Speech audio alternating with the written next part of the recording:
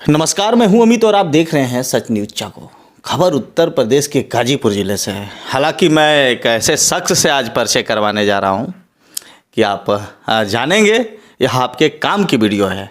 इस वीडियो में आपको अच्छी अच्छी जानकारियां मिलेंगी, कानून के बारे में जानकारियां मिलेंगी। देखा जाए तो आज के डेट में मामले आ रहे हैं उत्पीड़न के, कभी पुरुष महिला का, कभी महिला पुरुष को, कभी बलात्कार के, रेप के आदि इत्यादि तमाम प्रकार के केसेस के बारे में आप जानेंगे। कानून के बारे में जानना बहुत ज़रूरी है। यदि आप कानून के बारे में जानेंगे तो आपको कोई परेशानी नहीं होगी और आप अपने अधिकारों के बारे में जानिए। अगर अधिकारों के बारे में जानेंगे तो किसी से भी आप डरेंगे नहीं और आपको न्याय भी मिलेगा। तो वकील साहब, सबसे पहले तो हमारे चैनल में आपका बहुत बहुत स्वागत है और हम चाहेंगे कि आप अपना परिचय स्वयं दे दीजिए। बहुत बहुत धन्यवाद अमित भाई, आपने अपने चैनल पे बुलाया, इसके लिए मैं बहुत शुक्रगुजार हूँ आपका। और मैं रवि गुप्ता हूँ, बेसिकली आपके डिस्ट्रिक्ट से, गाजीपुर डिस्ट्रिक्ट से, और प्रैक्टिसिंग एडवोकेट हूँ सुप्रीम कोर्ट ऑफ इंडिया और दिल्ली हाई कोर्ट में। जय हो सुप्रीम कोर्ट दिल्ली। बेहद खुशी है कि आप सुप्रीम कोर्ट में इस समय आपकी प्रैक्टिस चल रही है। और सर, किस तरह के केसेस आप देखते हैं और आप वकील ही क्यों बने? आप इंजीनियर बनना चाहिए, आईएएस बनना चाहिए, पीसीएस बनना चाहिए, आप वकील की तैयारी क्यों कर रहे हैं? वकील, ये मेरा बचपन से ही एक मेरा ये शौक़ था, एक सपना था, आप बोल सकते हैं। बिकॉज सोसाइटी में बहुत सारे ऐसी चीज़ें होती हैं जो एक वकील ही जो होता है लोगों को उनके राइट्स के लिए जागरूक कर सकता है और उनको राइट्स के लिए लड़ सकता है। जैसे कि मैंने बचपन से ये देखते आ रहा हूँ, बहुत सारे डिपार्टमेंट्स हैं। जैसे सबसे पहले तो मैं पुलिस डिपार्टमेंट का एग्जांपल लूँगा, क्योंकि बहुत सारी चीज़ें मैंने शुरुआती के दिनों से फेस किया हुआ है, देखा हुआ है, जो कि आपने भी, आप इतने सारे जगह पे जाते हैं, न्यूज़ कवर करते हैं, तो आपको मालूम होगा कि पुलिस का डीलिंग कैसे होता है।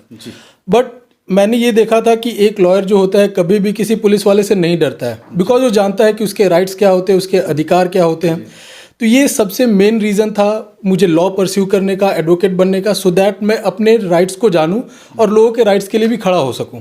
अगर मान लीजिए आप जा रहे हैं और कभी कभी मैंने ऐसा भी देखा है कि पुलिस रुकवा के तुरंत 4 डंडा दे देती है, कभी कभी थप्पड़ भी मारती है, उस समय आमजन को क्या करना चाहिए? देखिए, आप उस पर तो हाथ उठा नहीं सकते, बिकॉज वो अपनी ड्यूटी पे है, लेकिन आप उसके अगेंस्ट एक्शन जरूर ले सकते हैं। आपके पास, एक आम आदमी के पास इतना अधिकार है कि अगर आपके साथ ऐसा कभी भी होता है तो आप पुलिस वाले की वर्दी उतरवाने का भी अधिकार रखते हैं। आपके पास इतने सारे पावर्स आपको दिए हुए हैं। बट प्रॉब्लम ये होता है कि सोसाइटी में लोगों को अपने कानून के बारे में ही नॉलेज नहीं होता, उनको ज्ञान नहीं होता। तो आपके पास इतने सारे पावर्स हैं, आप उसके ऊपर डिफेमेशन का केस लगा सकते हैं, हैरेसमेंट का केस लगा सकते हैं, क्रिमिनल इंटिमिडेशन का केस लगा सकते हैं, और आप उसके अगेंस्ट, उस पुलिस वाले के अगेंस्ट ही आप एफआईआर कर सकते हैं। लेकिन सबसे बड़ा प्रॉब्लम ये होता है कि जब आप पुलिस स्टेशन में जाते हैं तो पुलिस वाले के अगेंस्ट एफआईआर नहीं करेगा कोई, आपको भगा दिया जाएगा या फिर आपको 2-4 गाली देके, जनरली जो छोटे टाउन में, या फिर मैं गाजीपुर डिस्ट्रिक्ट की बात करूँ तो ऐसे सब जगह पे भगा दिया जाता है। तो अगर आपको एंटरटेन नहीं किया जाता है पुलिस स्टेशन में तो आप एसपी को भी शिकायत कर सकते हैं। अगर आपको लगता है कि एसपी ने भी कोई एक्शन नहीं लिया है, एसपी ने भी कुछ काम नहीं किया है, तो आप 156 यानी 156(3) में आप मजिस्ट्रेट को अप्रोच कर सकते हैं। और मजिस्ट्रेट के पास इतना पावर है कि वो पुलिस वाले को बुला के एक मिनी ट्रायल स्टार्ट कर सकता है अपने सामने। तो आपके पास इतने सारे पावर्स है, इतने सारे ग्रीवांस रिड्रेशल के मैकेनिज्म है, बट ये आपको मालूम होना चाहिए, सो दैट आपको पुलिस वाला कुछ भी ऐसे हरासमेंट या फिर ऐसा नुकसान नहीं कर सके। सर, देखा जाए तो एक कहावत है, सैया भय कोतवाल त डर काहे का। कहने का मतलब आप यही कहना चाहते थे कि अगर पुलिस के जाएंगे तो भी उसी का परिवार है, थाना में नहीं लिखेगा, फिर परेशान होकर एसपी साहब को शिकायत करेंगे। घरवा तो वही ना है। बिल्कुल, घरवा वही है, तो अब कोर्ट के शरण में जाएंगे। आपका कहने का मतलब ये है कोर्ट से उनको न्याय मिलना ही मिलना है। देखिए, इस कंट्री में मैं किसी भी, बहुत सारे ऐसे डिपार्टमेंट्स हैं, मैं हार्डली किसी पर भरोसा करता हूँ, बट जो न्याय प्रणाली है, जो जुडिशियल सिस्टम है, वो सर्वोपरि है और उधर सबको न्याय मिलता है। भले हाँ, हमारे देश में जजेस की कमी है, कोर्ट्स की कमी है, बट न्याय मिलने में थोड़ा टाइम लग जाता है। थोड़ा क्या, अगर देखा जाए तो काफ़ी टाइम लग जाता है, लेकिन न्याय जरूर मिलता है। और किसी डिपार्टमेंट से मिले या ना मिले, कोर्ट से न्याय जरूर मिलता है। और सर, बहुत अच्छा लगा, आपने एक बहुत अच्छी बात कही। मैं तो इसका खुद भुक्तभोगी हूँ। हालांकि मैं भी थाने से परेशान होकर फिर एसपी साहब के यहाँ जाता हूँ, डीजीपी साहब के यहाँ जाता हूँ, फिर हार मान के सीएम योगी के पास जब मैं गया, आदित्यनाथ योगी जी मुख्यमंत्री हैं, अभी शपथ लेंगे 25 तारीख को। हालांकि तमाम प्रकार दफ्तरों में चक्कर लगाया तो बहुत हुए तो सस्पेंड हुए। हालांकि मुझे न्यायपालिका पे पूरा भरोसा है कि मुझे न्याय मिलेगा। अभी अगले महीने में 5 तारीख को तारीख भी है। सर, न्यायपालिका पे मतलब एकदम पूर्ण भरोसा करते हैं आप? जी अमित जी, न्यायपालिका ही ऐसा है जो एक आम जन की बात को भी ध्यान से सुनती है। थोड़ा टाइम लगता है, मैं फिर से बोलूँगा, थोड़ा टाइम लग जाता है, बिकॉज इतना सारा पॉपुलेशन है, जजेस की कमी है, मैंने जैसे बताया, तो न्याय मिलते मिलते थोड़ा टाइम लग जाता है। लेकिन जो न्यायपालिका है वो आपको at the end of the day वही न्याय देने वाला है। सिस्टम, आप पुलिस स्टेशन में जाए, आप भी जानते हैं, जैसे कि आपने बताया, आपके जैसा इंसान इसका भुक्तभोगी है तो और लोगों को क्या हालत होता होगा। लेकिन हाँ, आपको न्याय जरूर मिलेगा और आप न्यायपालिका पर भरोसा रखिए। थोड़ा टाइम लग सकता है बट न्याय जरूर मिलेगा।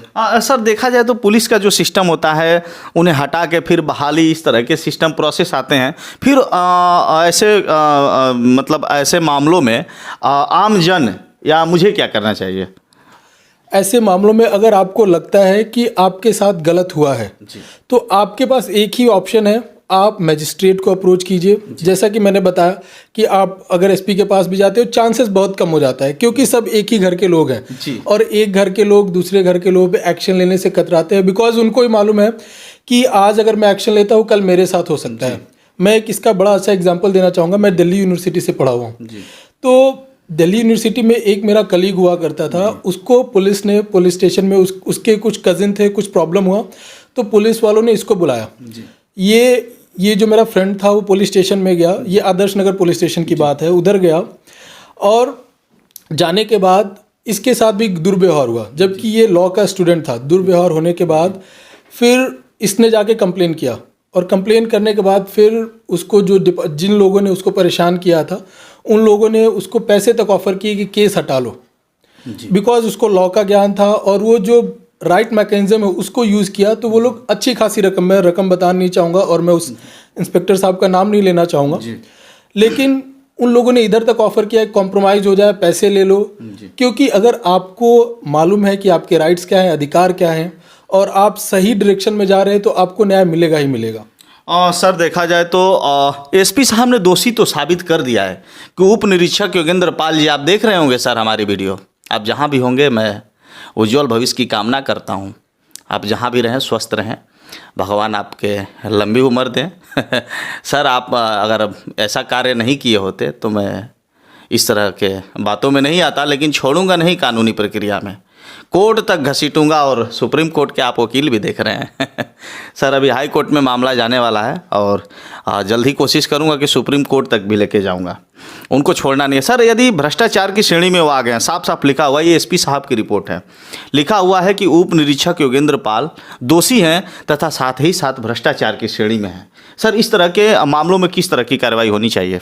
देखिए, अगर कोर्ट का इसमें जजमेंट आ जाता है, कोर्ट का फैसला अगर आपके फेवर में आ जाता है तो उनको 5 साल की एटलीस्ट सज़ा हो सकती है अगर उन्होंने भ्रष्टाचार में लिप्त हैं वो तो। और अगर उनको आय से ज़्यादा संपत्ति है, जैसे कि आपने बताया भ्रष्टाचार से रिलेटेड है, तो अगर उनका सर्टेन सबका सैलरी होता है, उस सैलरी के ऊपर अगर उनका आय मिलता है, उनका संपत्ति मिलता है, आय से ज़्यादा संपत्ति है उनके पास, तो उनको एडिशनल 2 साल की भी सज़ा हो सकती है और उनको जॉब से निकाला जाएगा, वो तो फिक्स है। अभी फ़िलहाल मौखिक मुझे जानकारी मिली, लिखित में नहीं मिली। मुझे मौखिक में जानकारी मिली थी कि दरोगा जी सस्पेंड कर दिए गए हैं, मौखिक मिली। हालांकि मैं लिखित मांगना चाहा, आरटीआई डाला 2 बार 3 बार तो मुझे नहीं मिला और इसके बारे में नॉलेज नहीं है। अब मुझे करना क्या चाहिए? जैसे मुझे भी और लोग भी जो देख रहे हैं उनको भी क्या करना चाहिए, मतलब सबके लिए? देखिए, मैं आपके परसेप्शन से और जनरल जो आपके व्यूवर्स हैं उनके परसेप्शन से बता दूं। अगर आपको सबसे पहले तो आरटीआई एक्ट के बारे में बता दूं, जो 2005 में आपको एक पावर मिला था कि आप किसी भी गवर्नमेंट डिपार्टमेंट से कोई भी जानकारी हो आप ले सकते हैं। तो होता यह है कि आरटीआई एक्ट 2005 के अंडर में सबसे पहले आप पब्लिक इन्फॉर्मेशन ऑफिसर को एक लेटर लिखते हैं जिसका टाइम पीरियड 30 डेज़ का होता है। 30 दिन में आपको जवाब आ जाना चाहिए। अगर आपको जवाब नहीं आता है तो आप अगर सेंटर से डिमांड करें, जैसे आपके मैटर में स्टेट का मैटर है, तो आप स्टेट पब्लिक इन्फॉर्मेशन ऑफिसर को कांटेक्ट करते हैं, उसको लेटर लिखते हैं और वो बताते हुए कि मैंने ऑलरेडी ये लेटर लिखा हुआ था इस डेट को, उसको भी अटैच करते हैं अपने नए लेटर के साथ। फिर आप स्टेट पीआईओ को भेज देते हैं। अगर उधर से भी नहीं होता है तो देन सेंट्रल इन्फॉर्मेशन कमीशन होता है जो कि ऑल ओवर इंडिया लेवल का होता है, वो एक ही होता है इंडिया में, उसको आप भेजते हैं। अगर उधर से नहीं आता है तो अगेन मैंने बताया कि इस देश में न्यायपालिका ही है जो आपके साथ हर जगह पे खड़ी है, तो फिर आपके पास कोर्ट का रास्ता ही बचता है। बट इतना जब सेंट्रल इंफॉर्मेशन कमीशन को भेजते हैं तो ऑटोमेटिकली 99.9% चांस होता है कि आपको आपका इन्फॉर्मेशन जो आपको चाहिए रहता है वो मिल जाता है। चलिए सर, आपसे मिलकर बहुत अच्छा लगा और आपने बहुत अच्छी सुझाव भी दी और दोस्तों को अच्छा भी लगा होगा। जितने हमारे व्यूअर्स देख रहे हैं, वकील साहब से ज़रूर मिलिए। सर, यदि आपसे कभी कोई कांटेक्ट करना चाहे तो कैसे करेगा? कोई आपका चैनल वगैरह भी है क्या? जी, मेरा एक चैनल है, उसको आप सब्सक्राइब कर सकते हैं या फिर अपने चैनल के नीचे जो आपका बार होता है उस पर आप शो कर सकते हैं। मैं आपको डिटेल दे दूंगा और बाद बाकी मैं अपने ऑफिस का नंबर दे दूंगा। मोबाइल नंबर तो नहीं शेयर कर पाऊंगा, लेकिन ऑफिस का नंबर दे दूंगा जिसके थ्रू वो कांटेक्ट कर सकते हैं अगर चाहे तो। सर, आपके चैनल का नाम क्या होगा? चैनल का नाम रवि गुप्ता के नाम से ये चैनल, मेरे नाम से ही चैनल है। अच्छा, आपके नाम से चैनल है। और आशा करता हूँ दोस्तों कि वीडियो आप लोग को पसंद आई होगी और इस वीडियो को ज़्यादा से ज़्यादा शेयर करेंगे। विनम्रता के साथ आप सभी को सादर प्रणाम। धन्यवाद।